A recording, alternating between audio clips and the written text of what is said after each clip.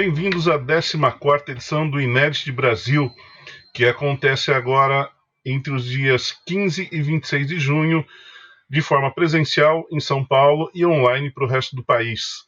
A programação já está disponível no nosso site, vale a pena consultar, porque tem muitos filmes bons. Entre eles, Mangue Beat, um filme que conta a história de um dos principais movimentos da música brasileira, na minha opinião, o último grande movimento na nossa música. E hoje a gente bate um papo com Jura Capella, que é o diretor do filme, é um cineasta que já tem um currículo bastante extenso de serviços prestados ao cinema nacional e dessa vez fez esse documentário incrível sobre Mangue Beat. Tudo bem, Jura? Tudo em paz, tudo legal. Muito obrigado pelo convite aí e estar aqui conversando com vocês. A gente que agradece. Eu queria começar falando assim, sobre como você fez esse filme. Obviamente, você viveu toda aquela cena do Mangue Beat, né, que é uma coisa muito interessante, e eu soube que você já, desde aquele tempo, gravava muita coisa em VHS, né? Tem muito material gravado. Foi assim que começou a ideia do filme? Pô, exatamente, bicho. Eu não sabia nem porque eu estava filmando, não sabia nem qual era a minha função ali, né? Então tinha uma câmera VHS-C e colava com a turma, né? Ia pro batizado, pro Hack Beat, filmar o Mundo Livre, filmar os ensaios, filmar Chico. Então, praticamente, eu estava filmando a turma ali sem um porquê direto, mas aprendendo a registrar, também colando com a turma lá, que eu admirava tanto. E depois de 25 anos, eu vi umas caixas, né? Depois de 20 anos, eu vi umas caixas de acúmulo de fitas, e essas caixas sempre olhavam dizendo, e aí, chegou a hora da gente digitalizar? E aí? Claro, uma brincadeira. E chegou uma hora que eu digitalizei, fui aos poucos e vi que tinha um grande filme ali, sabe? Tinha imagens inéditas. E, ao mesmo tempo, por a gente filmar em VHS, e não sei, nessa época a gente não tinha onde exibir, sabe? Não tinha rede social, não tinha YouTube, não tinha Instagram, não tinha nada. E eu era de um grupo chamado Telefone Colorido, onde a gente fazia muito vídeo experimental, vídeo arte, videoclipe, muito registro também, desculpe, que a gente ia filmando, mas não tinha onde exibir. A gente exibia no telão na praça, não ia ninguém, todo mundo ia, enchia a cara, se divertia bastante, mas ninguém viu, então são imagens quase inéditas mesmo, sabe? Sim, e uma coisa que me chamou a atenção, assim, que o filme ele tem uma linguagem muito interessante, né? Você fugiu um pouco do formato muito tradicional. Eu queria perguntar para você como que você desenvolveu isso e se isso também teve alguma coisa, alguma procura de aproximar a linguagem do seu filme com todo o movimento Mangue Beat. Você teve essa intenção ou foi uma percepção minha? Não, foi uma ótima percepção, incrível sensibilidade. Eu queria, na verdade, em primeiro lugar, fugir da linguagem televisiva, né? Eu já Sim. tinha a linguagem cinematográfica, de planos e de uma ideia, e eu queria fugir de uma coisa que a televisão deixa, de um enquadramento.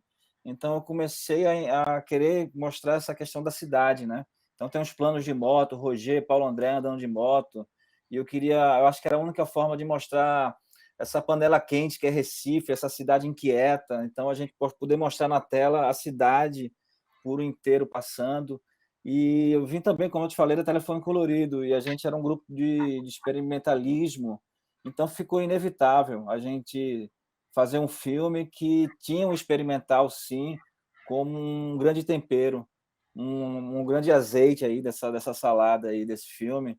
E a gente ficava, na verdade, saindo ao máximo dessa coisa quadrada e um pouco careta que é o documentário de televisão. Sim, é impossível você não falar de cidade. A cidade faz parte, né? A cidade é a essência desse movimento, né?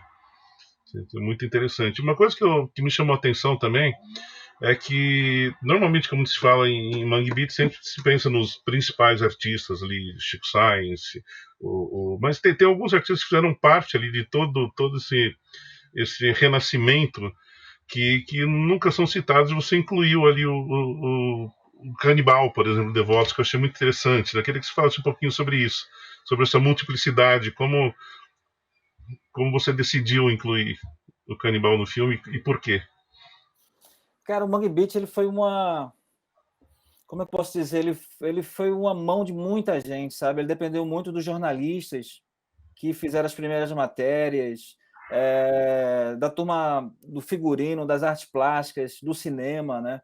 Ele já tinha o Mangue Beat é mais ou menos uma junção, na minha forma de ver, da maloqueirada de Olinda, das ladeiras de Olinda, e com a turma do centro da Universidade Federal. A gente tinha Fred 04, que era estudante de jornalismo, junto com o Renato L. Já tinha ali Lírio Ferreira, Cláudia Assis. Então já tinha uma turma meio que fazendo sua ideologia, né?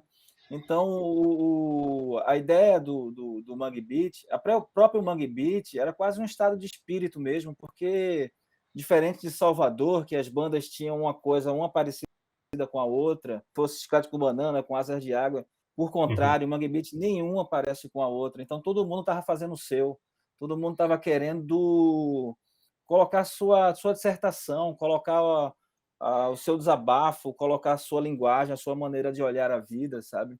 Então, o Mangue Beat era uma coisa muito ampla, né? Que ela vem desde o jornalismo, ela vem do cinema, ela vem das artes plásticas, ela vem da música.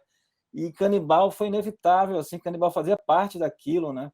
Porque Canibal trazia o morro, né? O Alto Zé do Pinho, para a pista, né? Para a cidade. Tinha tudo a ver, né? E vice-versa, né? Muitas vezes a turma ia tocar no morro também, então isso trazia um olhar muito grande da cidade, da periferia, de todos os movimentos. Então era como se fosse um liquidificador só, sabe? Que saísse Uhum. esse resultado chamado Mangue Beat. Eu não sei se eu E consegui te explicar legal, mas não, acho que foi explicou, essa deu pra linha. entender, claro, claro. E uma curiosidade que eu tenho é que, assim, você estava imerso ali no Mangue Beat, obviamente, né? Você tem, acho que o filme também tem uma carga afetiva muito grande, né? Como foi para você olhar para esse material antigo, pensar no filme e separar o que colocar? Porque eu acho que foi um trabalho, me parece bem difícil, né, de É, realizar. eu acho que o Mangue Beat foi uma provocação tão grande nos anos 90, né, na cidade. Ela provocou, porque Recife era uma cidade extremamente careta, né? Recife não tinha nada, era só barzinho, voz e violão. Era uma cidade politicamente opressora, era uma cidade extremamente que nada acontecia. Então você tinha Roger ali, né, que ele montou aquela soparia, e todo mundo queria, de uma certa forma, participar jogar a sua ideia ali, né? Ele botava um palco com uma gradezinha ali, com umas grades de plástico de cerveja, e todo mundo queria estar em cima daquele palco. Todo mundo terminava amanhecendo a noitada lá na soparia. E para mim, assim, eu acho que eu trabalho com cinema, sou cineasta hoje em dia por conta dessa provocação, porque foi uma provocação muito grande, sabe? Eu conheço o Chico desde. Chico é 10 anos mais velho que eu, 9 anos mais velho que eu, e Chico era um cara muito inventivo, né? Então a gente ia para o Maracatu, na São Pernambuco, lá no Eufrásio Barbosa, tomar cervejas super quentes, e tava Chico lá, e Chico sempre era um cara, ele não parava, ele sempre era um cara muito instigado, e creio eu que quando ele conheceu o Lamento Negro, ele pôde jogar toda a sua dissertação do seu hip hop, toda a sua literatura, sabe? A base ali. Então, o que a gente eu chamei o Grilo para montar e eu chamei também o Rodrigo Lima para montar. É um filme de montagem, né? Então a gente começou a querer contar a preocupação maior, o embrião disso, né? Como isso aconteceu, né? Como essa provocação terminou, desagou nesse Mangue Beat, nessas pessoas. Então, para mim foi um filme de rever os amigos, de rever a nossa juventude e ver que a gente aproveitou bem a nossa Sim. juventude, sabe? Eu perguntei isso porque eu li numa entrevista em que você falava que, você não, alguém contava que o primeiro corte teve 3 horas e meia, né, desse filme. Exatamente, é desse filme. Foi muito difícil, né? Porque eram cortes largos, eram muito tema para entrar e muitos temas ficaram de fora, né? Que a gente foi colocando e aí ele entrou na mão. Teve uma hora que a gente entrou na cultura popular, eu e o Rodrigo Lima. Eu montei com o Grilo lá em Lisboa, uma época, quando o Grilo morava lá, o Grilo já voltou. E quando eu montei com o Rodrigo Lima, chega um momento que a gente estava tão imerso dentro do filme, da cultura popular, que a cultura popular é muita coisa, que a gente chamou, pediu a ajuda da Natara Ney e do Lírio Ferreira. Então a Natara Ney e o Lírio Ferreira falaram: não, só entra quem viveu de fato ali, vamos cortar tudo, a gente só firma uma vez, e aí a gente foi na montagem, a montagem durou mais ou menos 4 anos, e a gente arduamente montando. Eu me lembrava muito que Nelson Rodrigues falava que para você pertencer a um bairro, você tem que ver aquela imagem do seu bairro 1000 vezes. Uhum. Então, 1000 vezes a gente ficava vendo e revendo aquelas imagens, e como é que a gente coloca essas questões principais, a questão negra, a questão feminina, a questão popular, a questão da cidade, sabe? Então a gente foi dividindo esses lugares para chegar a esse filme. E uma coisa que me chamou a atenção é que você conseguiu colocar a visão dessas pessoas, né? Além da visão de diretor, você teve essa generosidade de deixar a visão deles também, né? Talvez por ter vivido junto tudo isso, né? Sim, uma coisa que a gente, desde o início, era colocar a música como primeiro lugar. Não é o músico, o compositor, se ele é legal ou não, se vendeu muito disco ou não, mas não, a música que era o protagonista desse filme. Então, todo o tempo a gente tem que colocar música com as outras questões ao redor ali, sabe? E nunca deixei algum símbolo fosse maior do que a musicalidade que o filme propõe, sabe? Sim. Eu tenho uma pergunta sobre música para você já já, mas antes eu queria te perguntar uma coisa. Você fez um filme com material muito heterogêneo, né? Com cenas antigas, com coisas que você captou agora. Como foi trabalhar com esse material tão diferente? A gente colocar o experimental, a gente usou câmera, né? Uhum. Filmou acho que em 2018, filmou em 4K, pegou as entrevistas, mas a gente queria tentar fazer um filme sem entrevistas nenhuma, só com off, radicalizar de fato. Mas era difícil você costurar de um. O filme ele tem blocos, ele tem temas que quando você vê, você nem percebe que aquele tema já foi falado e entrou em outro. A gente queria ter muita delicadeza em falar da morte de Chico e não colocar um lugar mais de conseguir falar aquilo, sabe? Então, foi tudo no experimento mesmo, da gente colocar o máximo, tentando colocar o máximo de de imagens da época, para que seja a sensação de que ninguém lhe contou, você que viu, você que está vendo o filme, você que viu. Então, dá uma aparência que aparenta que você estava ali também, sabe? Vivendo tudo aquilo com a gente, sabe? Pois é, é uma história que tem que ser contada, tem que ser registrada, que é uma coisa muito grande, né? E eu achei muito interessante isso que você falou de colocar música em primeiro lugar, acho que fica bem evidente. Mas eu queria te perguntar uma coisa sobre isso, que eu lembro que a primeira vez que eu vi o Chico Science, eu acho até que foi a primeira vez que ele tocou em São Paulo, no Aeroanta, foi uma coisa que me impressionou bastante, não só pela originalidade, pela estranheza, né, que a gente daqui não estava acostumado a ouvir maracatu daquele jeito, sempre parecia uma coisa muito, não sei se folclórica é a palavra, mas muito regional, né, e aquilo foi uma coisa avassaladora, acho que ninguém que viu aquele show saiu indiferente, acho que todo mundo saiu com uma percepção de que alguma coisa estava acontecendo, era muito forte. E parte disso era a pressão daquela música, né? Quando você estava na frente do Chico Science, não era só uma música tocando, você quase era descabelado com toda aquela pressão musical, que é uma coisa que depois a gente acabou, eu sei lá, eu acabei percebendo isso em outras bandas do movimento também. Eu queria saber com você, você acha que o seu filme é um filme que deveria ser visto em uma sala de cinema, por exemplo, para poder atingir essa pressão musical? Cara, foi muito legal essa pergunta, porque todo mundo que viu o filme na sala de cinema, e eu fico sempre olhando para as pessoas e tentando olhar de lado, e as pessoas estão sempre batendo cabeça, estão sempre. E quando elas estão saindo, elas saem com energia muito forte, sabe? Uma força muito forte.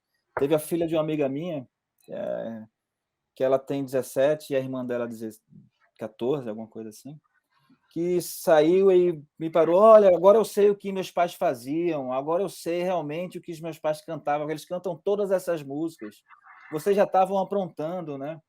E no decorrer da semana, ela ligou para mim e fez: Olha, Júlia, elas voltaram da escola e todas as amigas estão escutando Karinabu, Otto, Nação Zumbi, Mundo Livre. Então, o filme ele tem essa pegada mesmo. E as pessoas falam: isso aqui é um filme para a gente ver dançando. Uhum. E para mim, filme ver dançando, para mim não tinha lógica, mas eu identifico, sim, por se tratar de um filme musical e tá tendo todo mundo batendo cabeça e cantando. Eu fiz uma exibição agora no Porto Digital no Recife, que foi incrível, né? Porque as pessoas completavam as frases, as pessoas ficavam cantando com a música junto. E cinema para você é um lugar meio hostil, né? Para você ficar calado, não perturbar o próximo. Mas quando você é tão provocado que termina cantando junto. E tem gente que canta todas as músicas e está sendo muito legal. A sensação que eu tenho é como se fosse uma droga que a gente pudesse injetar nas pessoas e as pessoas saíssem do cinema chapadas, assim, energizadas, sabe? A fim de rever, de cantar, algo assim. Você conseguiu. Daí você falou uma coisa curiosa aqui dos filhos, dos amigos. Você tinha a intenção de fazer um filme para as novas gerações, para contar essa história? Cara, extremamente, eu acho que foi a maior batalha nossa de realmente contar para a nova geração. E claro que a nossa geração tem dois lugares que eu entendo, que é uma, entender linearmente. Fred Uhum. 04, eita, pô, não entendi como Siba largou a guitarra e foi para Rabeca e vice-versa. E por ser a questão de encontrar uma história linear que precisa do tempo para ser narrada, tem essa questão, tem a questão de matar a saudade, mas para a nova geração tem essa linguagem experimental mesmo, que essa linguagem é que a nova geração entende, gosta, curte, ela que é provocada por isso também, sabe?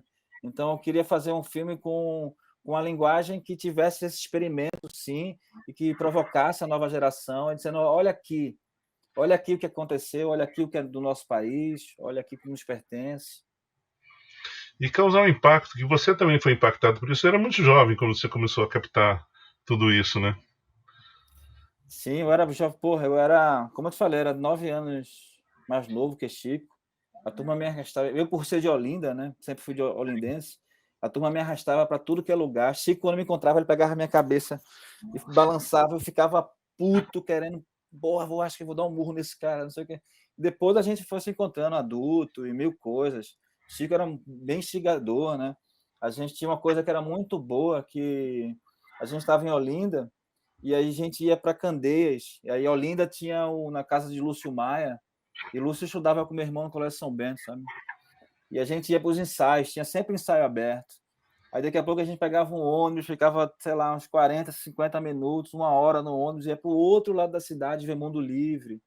Então a gente já saía dali meio que, porra, a gente subia o morro para ver Canibal. Tinha um bar chamado Poco Louco, que era de um gringo que ele tinha um óculos, ele não via muito bem, e tinha uma sinuca, e esse gringo foi um grande influente de músicas da toda parte do mundo, para Chico, para todo mundo, para Ed, para Fabinho, e esse tinha uma sinuca, e quando rolavam umas brigas homéricas, assim, pareciam umas guerras de Jedi, e ele sem olhar muito bem, ele falou: porra, o bar tá ótimo hoje, né? Ele sem olhar muito bem, e dali do Pouco Louco foi quando, acho que o primeiro show de Canibal descendo o morro, fazendo em Olinda, sabe? Então, era tudo. E eu muito guri, assim, era inevitável em Olinda não ter olhado para isso, sabe? Todo mundo se conhecia, a gente conhecia Dengue, que morava na mesma rua, Lúcio, que já colégio Chico, que morava num bairro próximo, Fabinho, que eu encontrava sempre na praia. Então, a banda Ed mesmo é a mais velha que tem a Mundo Livre, né? A segunda é a banda Ed. A banda Ed, a turma começou com quase 12 anos de idade ali. Eu Ela era lembro. muito pirralha, assim, de fazer rock and roll e de querer mostrar sua identidade musical, sabe? E você acha que o filme pode ajudar numa compreensão do movimento? Estou falando assim, no seguinte sentido: a gente fala, obviamente, do movimento de toda a força, mas a influência está muito presente aí, né? Que, assim, fazendo um paralelo meio estranho, mas sei lá, tem muita gente que diz que não gosta de reggae e não gosta de ska, mas consome música brasileira, consome Gilberto Gil, a Paralamas, e tá ouvindo. E acontece a mesma coisa com o Mangue Beat, né? O Mangue Beat tem uma influência gigantesca, e não é uma influência puramente musical, né? Acho que foi uma influência comportamental, e naquele momento trouxe um orgulho, não sei se estou falando besteira, mas tenho a impressão que trouxe um orgulho do Brasil, da música brasileira, que eu não via há muito tempo, que eu não vejo de novo, né? Como você vê essa influência hoje em dia? Você acha que acontece isso mesmo? Cara, era incrível, porque nos anos 90 todo mundo tinha um pouco de vergonha de ser brasileiro, né? É, Sul-americano, todo mundo queria ser de Manchester, de Seattle, de Londres. E quando chegou a identidade de Chico pegar o maracatu mesmo, de o próprio Fred 04 pegar um cavaquinho que é do samba e olhar para aquele instrumento dizendo, olha, vamos olhar para esse instrumento de outra forma. É quase arte plástica isso, né? Você pega um objeto e transforma esse objeto com outro olhar, né? Então teve todo mundo. Eu me lembro de uma matéria, acho que é matéria D2 da MTV. Essa matéria está filmada e ele falava que quando ele viu os meninos do Sucesso Nação Zumbi tocando no estúdio de Santa Teresa, foi aí que ele começou o hip hop com samba, o hip hop com jazz. Então era um grande orgulho de ser brasileiro, de a gente poder tocar hip hop, de a gente poder tocar forrocore. E aí vinha a turma do Raimundos de Brasília, vinha a turma do Skank falando sobre futebol, vinha todo mundo, essa coisa de ser brasileiro, que eu acho que hoje em dia a coisa mudou muito, né? É só um single, o cantor ele tem que ter uma razão mais social, ou LGBT, ou negra, tem que ter todo um. A banda não é tão forte, sabe? Hoje em dia entender para que lado foi, mas hoje em dia que essa coisa do brasileiro, eu acho que diminuiu muito. Eu acho que a gente tinha um orgulho enorme e a presença enorme da gente colocar nossa cultura, nossa raiz, de a gente ser brasileiro e orgulhoso disso. Eu acho que a vibe de hoje em dia perdeu muito, né? Todo mundo está querendo ser um pouco gringo de novo, sabe? Assim que eu sinto, eu posso estar errado. eu acho que ninguém quer se identificar com essa destruição que está acontecendo, né? Tá, vamos torcer para que tudo isso passe logo, que a gente possa resgatar isso. E com a ajuda dessas bandas, né? Eu queria a sua opinião, como você vê essas bandas nos dias de hoje? Qual é o seu olhar sobre o mundo livre, sobre a Nação Zumbi? Você acha que eles ainda estão tendo o destaque merecido ainda hoje em dia? Você acha que as pessoas deveriam ter um olhar ainda mais acurado, levar mais para festivais, falar mais dessas bandas? Que às vezes eu sinto um pouco isso.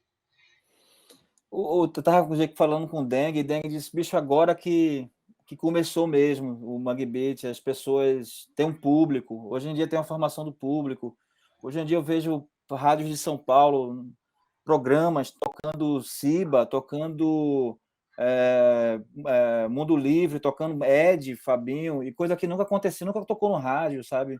Então eu vejo hoje em dia as coisas já tem um público, ela por pouco que toca, ela está tocando, ela tem o que antes não tocava, sabe? Antes era muito feito de show, mas eu acho que a música está tomando um lugar, indo para um lugar que eu não identifico que lugar é esse, sabe?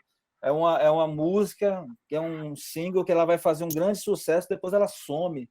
Ela não, ela é quase uma coisa perecível hoje em dia, a música, né? E você vê que pegar um disco da Nação Zumbi, pegar o disco do Mestre Bros, pegar o disco da Ed, pegar o disco do Mundo Livre, ele está ali, ele está firme, ele existe, ele é quase uma pedra, né, firme, de firmeza, para você consultar e para você trazer.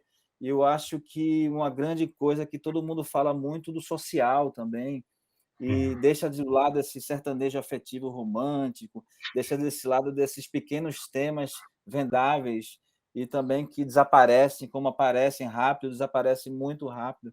Então eu acho que o público tá aí, está aos poucos, eu acho que cada vez vai tomar mais seu espaço histórico, porque a gente está envelhecendo, a gente está tendo a nova geração também, eu acho que isso tudo fortifica, sabe?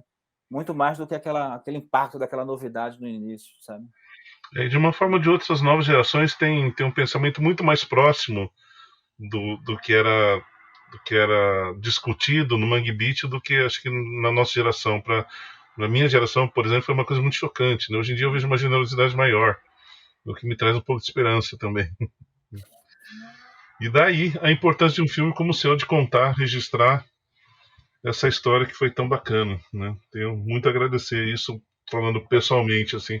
Foi um filme que eu tive um prazer enorme em ver, assim, que para mim passou como se fossem 15 minutos de filme. Foi uma coisa muito bacana de ver. Porra, escutar isso é uma honra mesmo, pelo teu trabalho, pelo teu caminho e pelo teu olhar, né, sobre a música. É uma honra mesmo. Imagina. Só fico feliz. Legal. Jura, queria agradecer muito por essa entrevista. Né? Recomendo a todos que vejam esse filme, a quem viveu a época do Mangue Beach e a quem não viveu, principalmente, vai ver, porque a história é muito bem contada. Contada de uma forma absolutamente generosa, apesar de toda a linguagem experimental, que é incrível, tem uma história linear que é fácil de ser assimilada e é impossível não se apaixonar pelo movimento, sinceramente. Sim. Jura, muito obrigado. Obrigado também, muito mesmo.